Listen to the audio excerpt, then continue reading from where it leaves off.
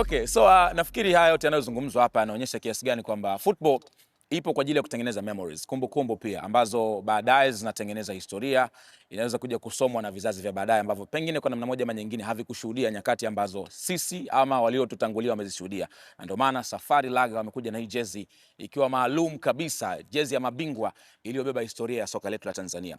Tanzania tumekuwa na ushindani mkubwa sana. Football imekuwa inakuwa kila siku kutokana na upinzani pia ambao upo. Nianze na Ahmed. Unafikiri huu upinzani, ushindani ambao upo kwenye football ya Tanzania umeikuza sana soka la Tanzania ama kwa namna moja ama nyingine umekuwa unaleta madhara pia kwenye soka? Madhara hakuna. Kama kutakuwa kuna madhara, manake ni kwamba tumeshindwa kutumia vizuri hiyo faida ya ushindani. Ukitazama ligi zote ambazo hazina msisimko, sio kwa sababu hawachezi vizuri, ni kwa sababu hakuna ushindani katika ligi hiyo, kwa maana hakuna watu wenye kubeba uzito wa ligi husika. Kwa Tanzania tumenufaika pakubwa kuwa na huo ushindani ambao kwanza unaanzia kwenye timu mbili na baadaye unakuja kusambaa kwenye timu nyingine, na ndio maana haishangazi kuona tukisema fulani na fulani ndugu yake na fulani.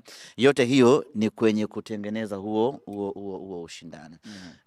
Ushindani umekuwa chachu ya viwango vya wachezaji kuongezeka, kwa sababu kila mmoja anafahamu nikifanya vibaya katika mechi hii, ushindani uliopo nje ya majukwaa, ushindani uliopo katika msimamo wa ligi utatuangukia sisi wenyewe. Lakini vile vile ushindani umetengeneza biashara kubwa. Hii thamani ambayo vilabu wanavipata kutoka kwa wadhamini na kila kitu ni kutokana na ushindani ambao uliopo. Hakuna kampuni ambayo inaweza ikawekeza fedha kwenye sehemu ambayo hakuna msuguano wa kiushindani. Mimi kwangu ushindani umekuwa chachu ya maendeleo na mafanikio kwa mpira wetu wa Tanzania. Okay. Kamwe, tuna kitu kinaitwa ushindani wa jadi.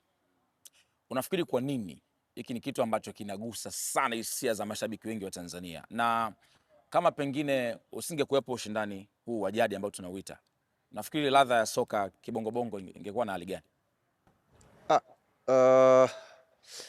Isingekuwepo ushindani wa jadi wa klabu zetu hizi hapa Tanzania, naamini mvuto wa mchezo wenyewe wa mpira wa miguu hapa Tanzania usingekuwepo. Iko mifano mingi tena, wala tusiende mbali sana. Majirani zetu tu hapa walishawahi kuwa na likes kama Uganda, walishawahi kuwa na timu ambazo zinashindana, lakini zile timu zoshindana kwenye huo uhasimu wao tuseme wa jadi zilipoanguka, na ndio ubora wanasema au ile ladha ya mpira wa Uganda kwa level ya vilabu pia ulipodidimia. Kwa hiyo sisi tuna bahati, tuna ule utani wetu wa jadi, ushindani ule wa kimpira ambao pia umepokelewa vizuri, nafikiri kutokana pia na historia ya timu zenyewe mbili toka zilivyoanzishwa.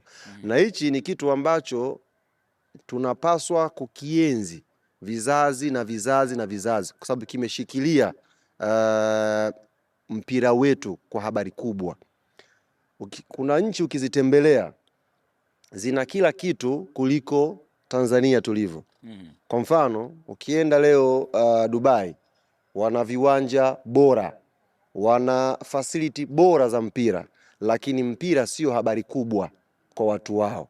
Lakini sisi hapa habari kubwa ni mpira wetu, kwa sababu ya ushindani ambao tuko nao, ushindani wa vilabu jadi ya kusemana, kutaniana hapa na pale, umetengenezea kitu cha thamani ambacho ni priceless. Yani wengine wanakitafuta, wanainvest sana, hawakipati.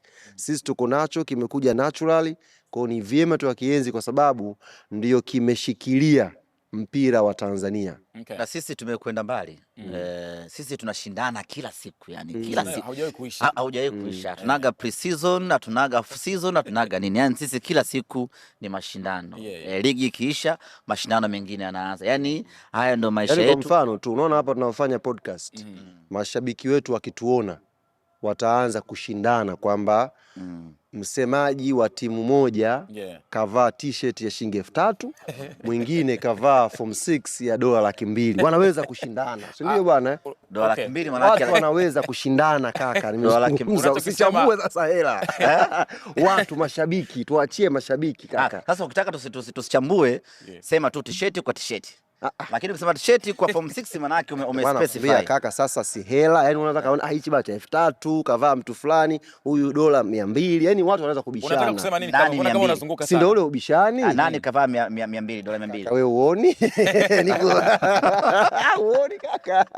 Shomari, nataka uniambie ni debi gani ambayo ilishawahi kukunyima usingizi? Zipo nyingi. Na kwa nini? Swali la Shomari. Nini kilitokea? Nyuma? Najua umecheza debi nyingi, si ndio? Debi gani ambayo ilikufanya ukakosa usingizi ukifikiria kwamba kesho natakiwa kuwajibika na hali iliyopo mambo pengine hayako vizuri? Nini kilikuwa nyuma na ni debi ipi kama unaikumbuka? Naweza kusema kwamba mechi zote tunazoenda kucheza dabi, Simba na Yanga huwa zinakuwa ni ngumu sana. Kwanza ugumu unaanzia kwanza nje ya uwanja katika maandalizi, kwa sababu zinakuwa maandalizi yake yanakuwa ni tofauti sana na mechi nyingine. Na vile vile hata ukiangalia focus ya wachezaji inakuwa ni hali ya juu sana kuliko mechi nyingine. Kutokana na ugumu na ukubwa wa mchezo wenyewe, kwa sababu huo mchezo si mchezo tu sisi wachezaji 11 tunaoenda kucheza ndani. Ni mchezo ambao tunaenda kucheza unabeba hisia za watu, unabeba maisha ya watu. Kwa sababu kuna watu wanapoteza maisha yao kutokana na dakika 90 tu za ule pale mchezo. Kwa hiyo inakuwa inakupa pressure na inakupa wakati mgumu sana, na inapelekea kuna muda unafikiria kwamba yani bora hii mechi isingekuwepo tusicheze. Lakini ndo bora yairishwe. Lakini ndo haiwezekani, kwa sababu unatakiwa ucheze na upo katika timu hiyo na unatakiwa play part. Kwa hiyo kuna muda kweli unakosa usingizi kwa sababu ya kuweza kufikiria ni kitu gani ambacho unachotakiwa kukifanya, na tayari watu wako milioni 60, tuseme milioni 30 wanakutegemea, wana imani kwamba bwana kesho Kapombe anaenda kwenda kufanya kitu fulani. Umeona? Kwa hiyo ile imani nayo inakuwa inaleta wewe mwenyewe kuna kitu unafikiria, lakini mashabiki wako wana ile, yani tuseme wana matarajio makubwa kwako wewe, na wewe ukija unapata picha ya mchezo jinsi unavyokuwa. Kwa hiyo ni kitu ambacho huwa kinapoteza sana usingizi. Cha mwisho ambacho nachoweza kuzungumza ni jambo la matokeo. Matokeo ni kitu cha kawaida katika mchezo wowote, na naweza kusema kwamba unapokuwa katika mchezo wa soka ni lazima ukubali kwamba asiyeshindwa si mshindani. Hamna mtu anayetoka labda kambini anasema leo mimi naenda kufungwa, hapana. Kwa hiyo kinachotokea pale uwanjani inakuwa ni kitu ambacho kimepangwa. Nibaki kwako hapo. Nafahamu kuna nyakati zile ambazo kama wachezaji wa timu moja mnapishana uwanjani, mambo hayaendi vizuri. Hali huwa inakuwaje? Kwa sababu mimi binafsi huwa napenda kusikia, unakuta kuna muda wachezaji wanazungumza, wanatamani kuelewa wanazungumza nini. Hiyo inatokea kwenye mchezo, kwa sababu unajua hasa mmekuta mnapelekewa moto, yani mnapoteana, mnachanganyikiwa. Hali mbaya. Sasa muda ule unakuta kuna mtu mwingine anakuwa analeta miayusho. Yani lazima ni hiyo kutukanana, hiyo inakuwa inatokea sana. Lazima mwambiane ukweli, kwa sababu mwisho wa siku wote mnahitaji matokeo.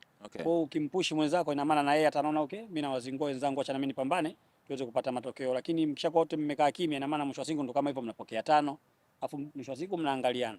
Kwa hiyo inakuwa aibu kwa wote. Mfano wa 5 naupenda ni Jogo. Na kila kizunguka 5, kizunguka hapo. Ile bwana komdomoni. Komdomoni. Au zuri na yeye mimi nilikuwepo wakati tunapa zile TBT. Zamani kweusi. Ayu alikuwepo. Mimi nilikuwepo. Yeye anasema kipindi hicho watu wanacheza mechi na Singlendi zamani kweusi huko. Hiyo juzi tu. Lakini si unaikumbuka? Unakumbuka Jogo? Mimi niko shule. Sasa hata hiyo ni shida yako kuchelewa kumaliza kusoma. Hatujui sisi hao. Gasa anajua. Mimi sikuwepo. Mimi kwanza. My brother Chembose Kilojo, katika historia yako ya soka la Tanzania, nataka uniambie wakati wako Ni derby gani ambayo unaikumbuka na nini pengine kilitokea kwenye nyakati zako? Nimecheza dabi nyingi, lakini dabi ambayo naikumbuka sana ni dabi ambayo tumecheza, ilikuwa kombe la Muungano mwaka 97. Okay. Tulicheza uwanja wa Jamhuri pale Dodoma. Mechi hiyo ilikuwa sisi Yanga tunapaswa tushinde ili tuwe mabingwa mara 3 mfululizo. Okay. Simba wao walikuwa hata wakipata sare wanakuwa mabingwa. Nakumbuka mechi ya kwanza tulicheza Mbeya, alafu mechi ya pili ya mwisho tulicheza hapo Jamhuri Dodoma. Hiyo ndio dabi kubwa ambayo naikumbuka kwa sababu nilifunga goli dakika za mwisho wakati watu wakishangilia, mashabiki wa Simba wakishangilia kwamba wao sasa ni mabingwa wapya wa kombe la Muungano. Lakini dakika za mwisho nikaweza kupata bao la kuipa klabu yangu ya Yanga kombe lile mara 3, ilikuwa ni mara ya 3. Kwa hiyo ndio game kubwa ambayo kwangu mimi katika mechi za dabi naikumbuka sana. Natamani kufahamu vibe la mashabiki kipindi hicho lilikuwaje? Baada ya game ulikuwa na nini kilitokea? Kwanza mimi siku ile sikutaka kutembea kwenda kwenye starehe yote kwa sababu sikutaka vurugu. Kwa sababu mechi hizi kama alivyosema mdogo wangu Shomari pale, ni mechi zenye hisia, ni mechi zinakuwa ngumu, zinaongelewa sana. Na tena hilo ndio moja ya sababu ambayo nilikuwa napenda sana kufunga mechi hiyo kizamira, lakini kwa sababu ni kitu kinabaki kwenye historia. Sikutaka kuenda kwa sababu nilijua kila mtu atataka kuniona. Basi siku ile mimi nikaamua kupumzika. Lakini nakumbuka tunavyorudi Dar es Salaam hatukufika mapema. Maana wakati ule hakuna ndege, tumepanda DCM letu. Asubuhi tumefika Jangwani pale jioni saa 12. Kwa nini? Kila mahali tunasimamishwa. Kipindi hicho mnasafiri kwa siku ngapi labda? Ni siku moja kutoka Dodoma mpaka okay. Lakini tulichelewa kwa sababu watu wako njiani wanasubiri. Kila mahali mpaka Wamasai, mtu anataka kukupa chochote, anataka kukupa mbuzi, tunamwambia mbuzi haiwezi kupanda gari. Kama unataka kuleta basi ulete. Kwa hiyo ndio dabi ambayo kusema kweli naikumbuka sana katika historia yangu ya kukaa miaka mingi. Alilala. Unaona hawa vijana wawili kule? Wao hata kama goli hawajafunga wao kwenye dabi, wako nje hao. Sasa ikatokea lolote. Kusanya makoto. Uongo. Everything can happen. Mrisho, kuna mambo ambayo yanatokea uwanjani tunayaona kwenye derby hapa tunazungumzia. Lakini kuna zile moments ambazo pengine umekutana nazo na maybe hatujawahi kuziona nyakati zako kipindi cha derby. Kipi ambacho unakumbuka? Ukiongelea dabi haina udogo wala ukubwa sana, lakini ukituliza akili katika dabi ni moja kati ya dabi zinakuwa rahisi kwa sababu wengi wanakuja na pressure kama alivyomsikia Kapombe. Na ukiangalia mimi magoli yangu mengi sana yalikuwa ni kuanzia dakika ya kwanza mpaka 15. Unakuwa tayari kushamaliza mchezo. Kama mechi ambayo niliweza kuahidi, Mheshimiwa Alkamu hapo alisema kwamba niliahidi hiyo mechi, niliahidi sipofunga nachoma nyumba zangu moto, sababu nilijua kabisa mabeki ambao nacheza nao wana weakness gani, wapo hivi. Kwa hiyo nikajua kabisa ndani ya 15 mimi nitakuwa tayari nishamaliza mchezo, kwa sababu wote walikuja na pressure ya kujua kwamba mimi naenda kufunga. Kwa hiyo walivyosahau nikaweza kupata goli. Lakini ukirudi pia katika swali lako kusema kwamba ni kitu gani kikubwa katika dabi, huwa ni kukamiana. Yule fulani asifunge, yule fulani asicheze. Kwa hiyo mtu anakuja kucheza na kutukana, kufanyaje, lakini ile kwamba ni part ya mpira kwa sababu lazima ni mambo yale yatokee, lakini baada ya hapo mnakuwa mnasalimiana na mnakuwa washikaji kama kawaida, maisha mengine yanaendelea. Chris, mimi kuna swali nataka nimuulize Ngasa. Time muda mrefu kweli nimuulize, leo amegusia hapa, amenikumbusha. Unaona dabi aliyosema kwamba aliweka ahadi asipofunga goli nyumba zake zichome moto. Kwenye hiyo dabi hiyo taarifa zinasema Mrisho hakuwa kambini. Alikuwa wapi? Alirudi usiku kwa mkia mechi. Yupo hapa. Alilala wapi? Mrisho alikuwa wapi ndugu yangu?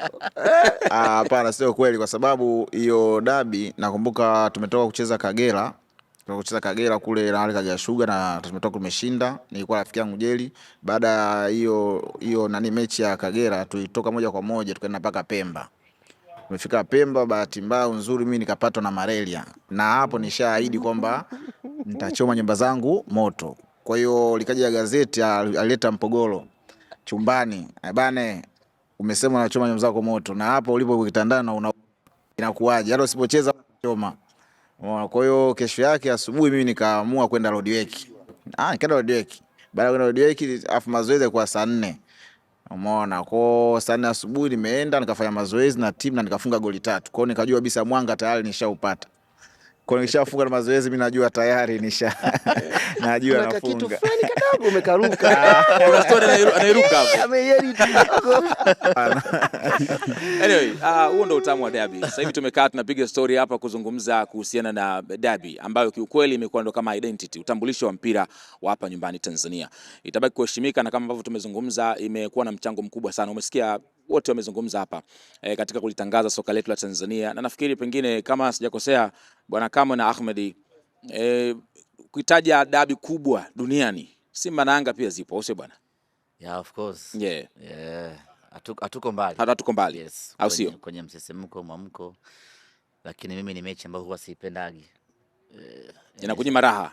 Nikiambiwa nichague kitu cha tunajua kwa nini uipendi kitu kisiwepo. Okay. Hapo hiyo kisiwepo, mtazamaji anaweza akajua ni utani. Hawakuja kweli, kuna mechi moja. Walitokomea. Ingia mitini. Sasa kwenye mechi hiyo ambayo walitokomea, walitukwaza sana kwa sababu bosi alikuwa kaweka mzigo, afu sisi tunaona hawa yani hawawezi kuchomoka kidogo. Yani hela tunaikosa vipi? Alibobi shule mzigo asingeweza kutoa. Ulitoka mzigo. Mwisho siku sio alikuja mwishoni. Si mlikuja mkachukua 2. Huyu sasa ile siku, kwa sababu ile siku nyingine ile siku nyingine ambayo nyinyi mkuja sasa ile ndo nyinyi mlikuja ni yenyewe mmetaka mechi mko vyumbani. Njooni sasa ili uwanjani.